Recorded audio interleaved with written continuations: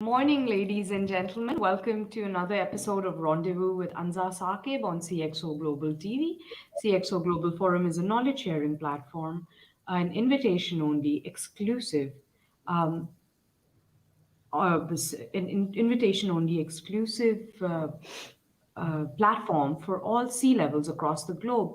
We have CEOs, CTOs, CIOs, CMOs, and all the movers and shakers of the corporate industry, combined with thought leaders and journalists, analysts, and policymakers, regulators, who have come together to really bring about disruption, innovation, internationalization and bridge the gap between the industry, academia, regulators, and all the stakeholders that are involved in businesses.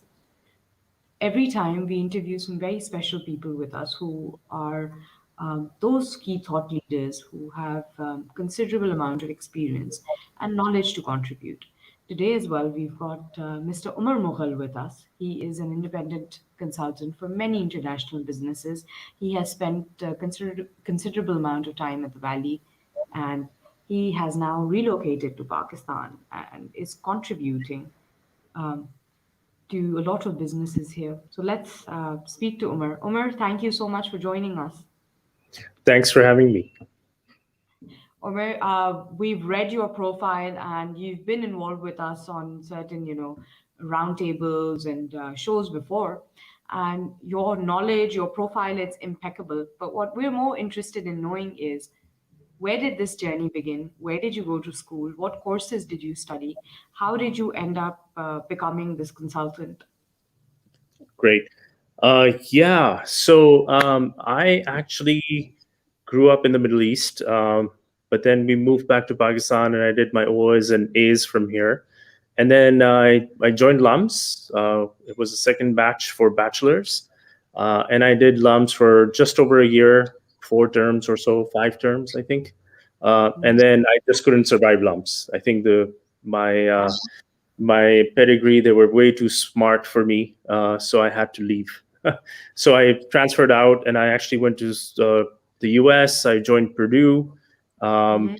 I got my degree in electrical and computer engineering, and after I graduated, I stayed in Purdue because I wanted to pursue my master's degree.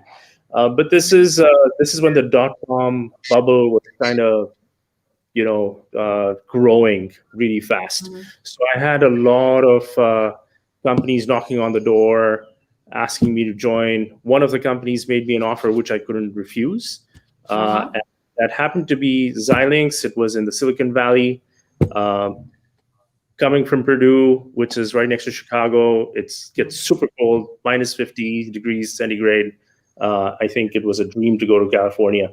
So, and I ended up in the Silicon Valley. And At Xilinx, I started off on the hotline, basically in the support role. If you called in, if you had a problem, you called in, I would answer the phone and say, okay, what's your problem? And they would say it's a software problem, hardware problem, whatever it might be. So it was about 40 of us on this, all like 4-year degree holders, some master's degree holders as well. And that's what we did. And I did that for maybe a year and a half. And typically, what used to happen is from there, you went into some sort of an engineering role. And I had engineering teams looking at me for ASIC design, IP design, software engineering. But I had figured out fairly quickly early on in my career that I cannot sit at a desk and do engineering work. I had to move around and do something else. So I talked to my management at that time, and they created a marketing position for me for services. So I joined that services team, which was primarily a lot of sales and business development people, and I was their first marketing person. Did that for about 2.5 years. That was a great learning experience, absolutely amazing. Um, because I had never learned marketing before, and I figured out that I had a knack for marketing. So that turned out brilliantly well. And from there, I went on to work in the strategy department for a little bit as well, for about a year, where we were looking at scaling the company from $1 billion to $5 billion, and how are we going to do it? Wow. So I worked on that, but then another company came knocking on the door and basically said, we'll offer you a product position. So by this time, I was 5 years into my career. Product people, especially in the semiconductor space, their average experience would be in the 10 to 20 years range. And I was at 5 years.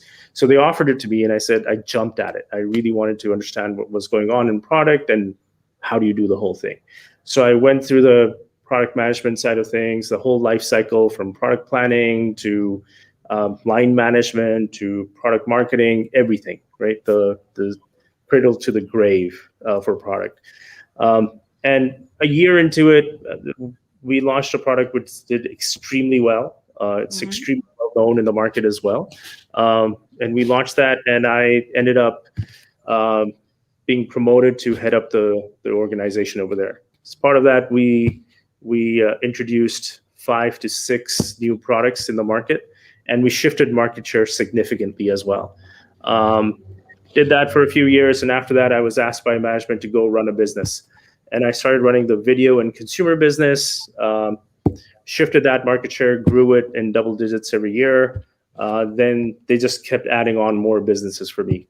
I had test and medical, then they added military and also industrial as well. And along the way, Intel acquired the company as well for a significant amount of money. So I was part of Intel for about 3-ish years, roughly speaking, and got that experience of a big company as well. I went from a mid-sized company to an extremely large company. It was a great experience as well. That's the time we decided, my wife's from Pakistan as well, we decided this is the time to go to Pakistan, move back to Pakistan, otherwise we'll never do it. Kids were young. So we moved back maybe 2 years ago without having a job, without having anything at all. So I started off by advising a whole bunch of startups. As you know, the startup scene is pretty robust right now in Pakistan. And it's so I just met a whole bunch of entrepreneurs, met with them, met with a couple of VCs, did some advising for them, and during that time I joined a bank as well with great vision, fantastic vision, that they wanted to just shift how the customer experience was in Pakistan and introduce something brand new. Visionary people, I worked with them for about 7 months or so. And we looked at what is the customer experience today, what's the customer journey, what does the journey need to look like in the future, what do we need to build, and how do we build it, right? And looking at the market dynamics, the demographics we want to go after, what products and services we want to offer as well. So I did that till earlier this year.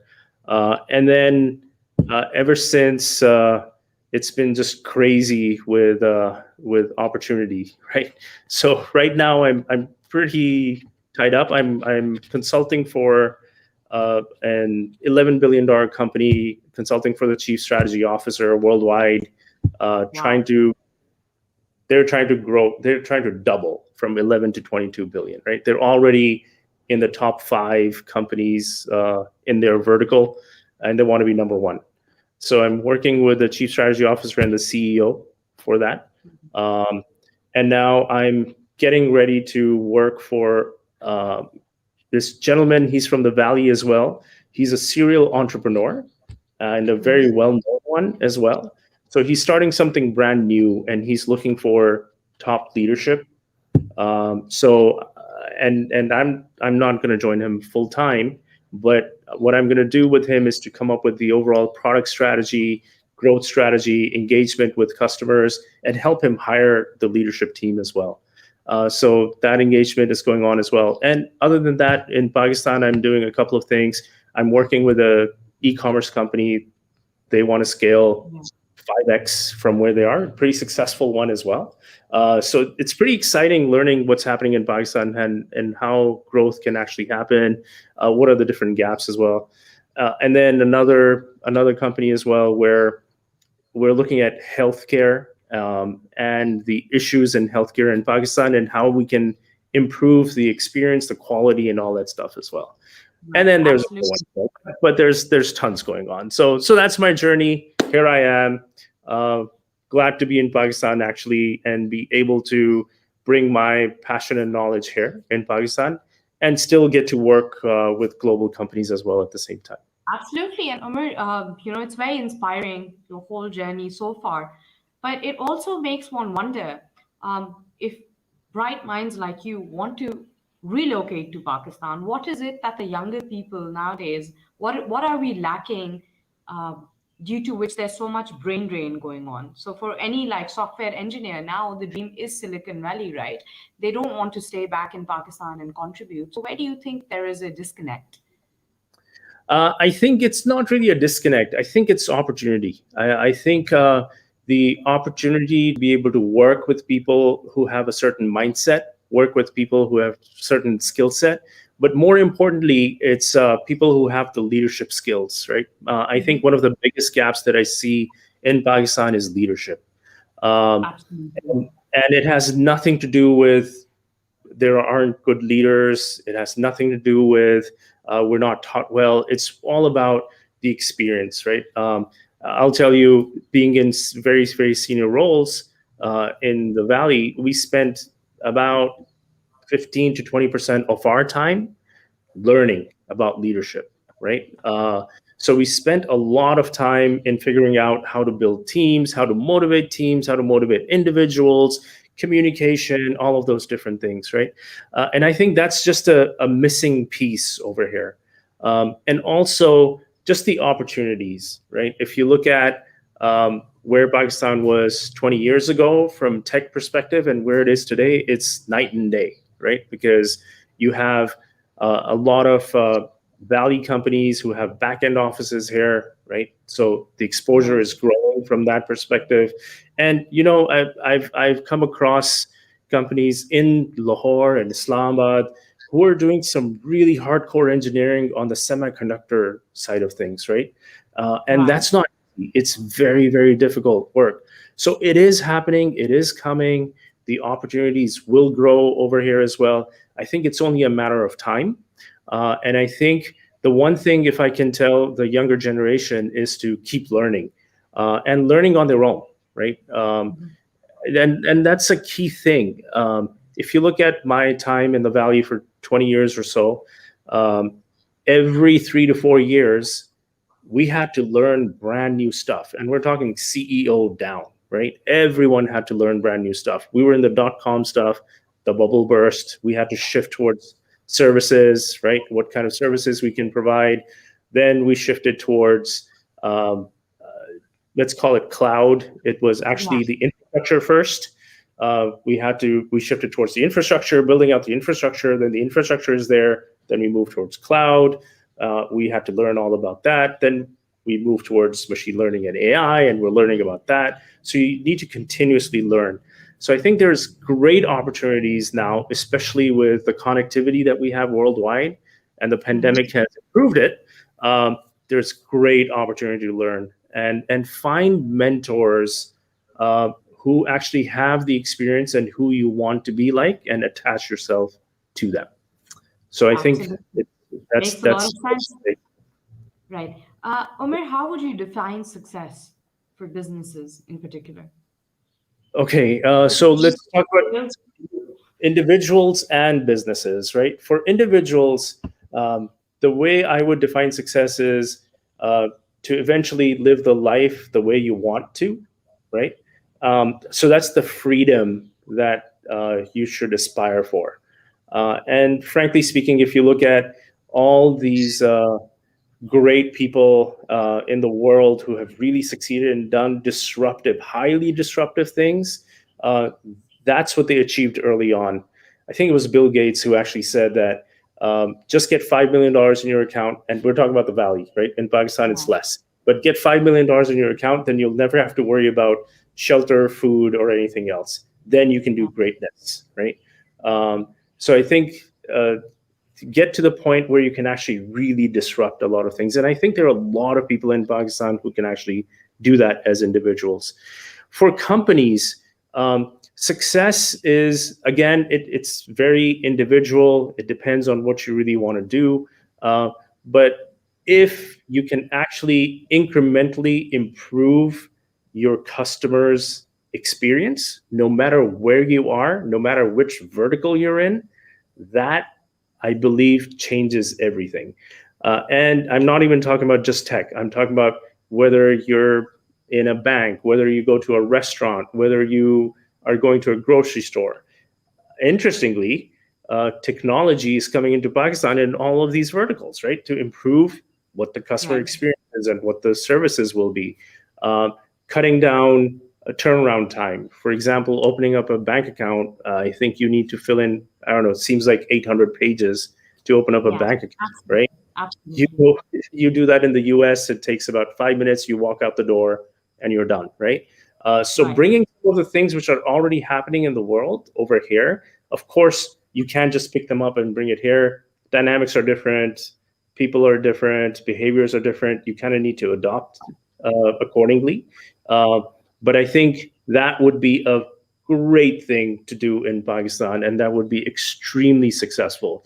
And success is not just money, right? Once you have money, then you're like, what am I leaving behind?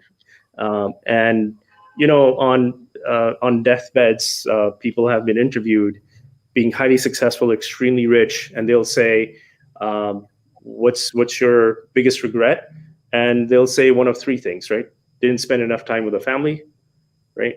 Didn't give back to the community, right? And didn't do everything that I really wanted to do, hobby Mhm. wise, right? So those are the three. So if you can Right. continue to grow your company and enable everyone in your company, your employees, to succeed with you, and enable them to do it and provide the best quality product and services to the customer, I think that's success. Whether you make Right. $1 billion or not, right? That is So, success. so what about failure and thus learning from it? How would you Um, define that? well, I don't think there is a failure, right? I think who was it? Just an Thomas Edison opportunity to said, learn. sorry, say that again. Just an opportunity to learn, perhaps. Exactly. So I think Thomas Edison said, "I never failed. I just found 10,000 ways that something will not work." Right. So that's part of learning. And there's so many stories about failure as well. You call it quote unquote failure, but I think I've said it before as well. Uh, Watson, who was the most successful CEO for IBM, somebody asked him, "What's your secret to success?" And he said, "Double my failure rate." I think most importantly, people need to keep trying new things. It doesn't matter if you're going to fail or not, quote unquote, because it's a learning moment, and you learn what not to do next, how to approach things differently. I mean, Absolutely. everyone has failed. I don't know of anyone who hasn't failed, right? But what do you do with that failure is the most important thing, right? Again, I Right. think it's Bill Gates who said, "Hey, it's great to enjoy and celebrate success, but it's more important to learn from the failures that you had." Right. So Absolutely. I don't believe in failure. Umar, speaking of all these lessons that are learned, what are the most important qualities, three words, that an entrepreneur must possess? Ooh, three words. Ooh, Yeah. okay, interesting. Um, Inspirational. Okay. Okay. Let's see. There's many, so I'm trying to pick three. So inspirational would be one. I think another one which An would be great. entrepreneur must be inspiring, right? Yeah, yeah. Okay. Focused. Um, Focus.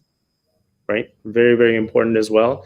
And the third one is, I would say, passionate, right? Hmm. These are the top three that, in my mind, there are more, but if I had to pick the top three, this is it. You So need to be we've heard inspirational. about yeah, we've heard Sorry? about we've heard about entrepreneurs being inspirational. We've heard about the need for them to be passionate. Um, but why have you put a lot of importance on being focused? Yeah, too many times what happens is everyone tries to solve everything under the sun, Hmm. and that is not the right thing to do. I think the most important thing to do is figure out what problem you want to solve and be razor focused on it and do an excellent job at it.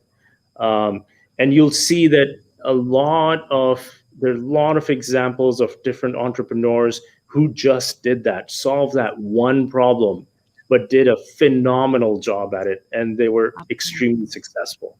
So the focus is extremely important. I think Warren Buffett says the word that he uses the most in his life is no, right? Because Yeah. he's very, very clear what he wants to do. Everything else he says no to, right? And Yeah. that's his secret to success. Absolutely. Makes a lot of sense. Umar, unfortunately, we've reached the end of the Sure. session, but we love to hear about all your experiences, and we hope to hear more from you very, very soon.